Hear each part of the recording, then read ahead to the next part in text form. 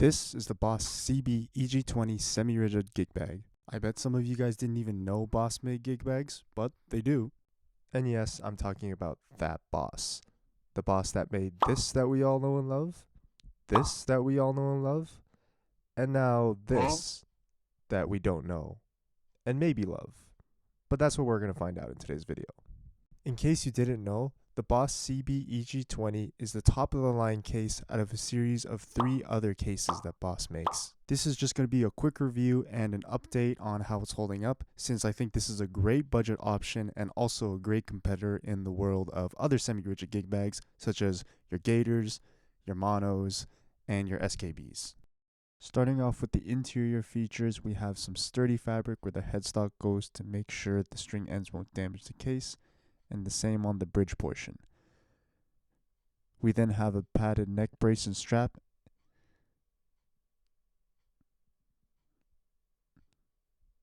and an extra removable cushion on the bottom with a cutout for the strap button. Now taking a look at the first top pocket here, you can see that there's actually quite a bit of space to organize your stuff.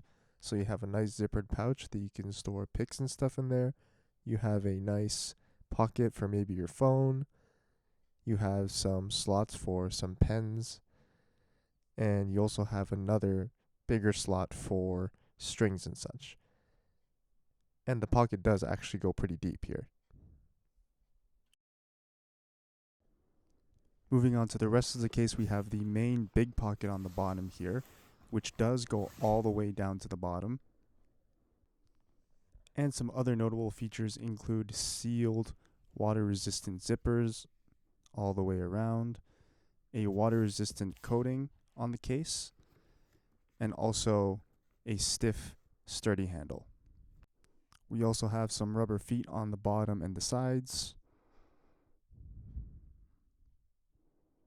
as well as some padded backpack straps on the back, and a little pocket to stow them away if you want to. And yes, it will fit a wide range of guitars, as shown here.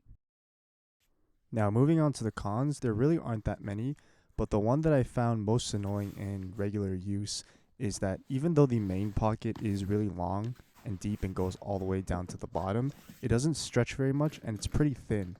So you can really only fit thin items in there like laptops or patch cables.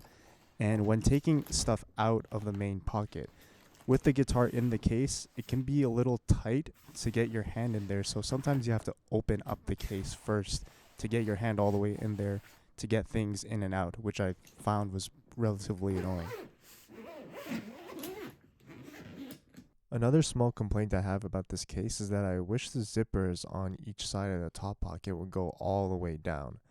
It would just be a lot easier to open and access this pocket if they did. Moving on to the pros, my favorite part of this case is definitely the top pocket. It sticks out from the front of the case a little bit and gives the pocket a bit of width. It's not a ton, but it really helps to maximize the space, especially in a case with limited storage.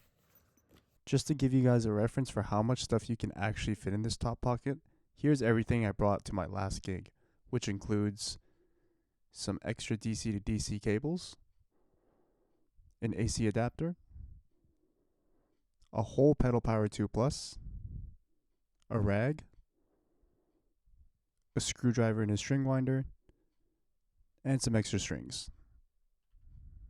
And finally, for the price, this comes in at around $225, and it cost me about $250 with tax. Now you might be saying to yourself that $250 is still a lot of money for a case, and it is, but you have to remember that the cheapest mono case you can get, the Mono Sleeve 2.0, starts at $250 without tax and is nowhere near as protective.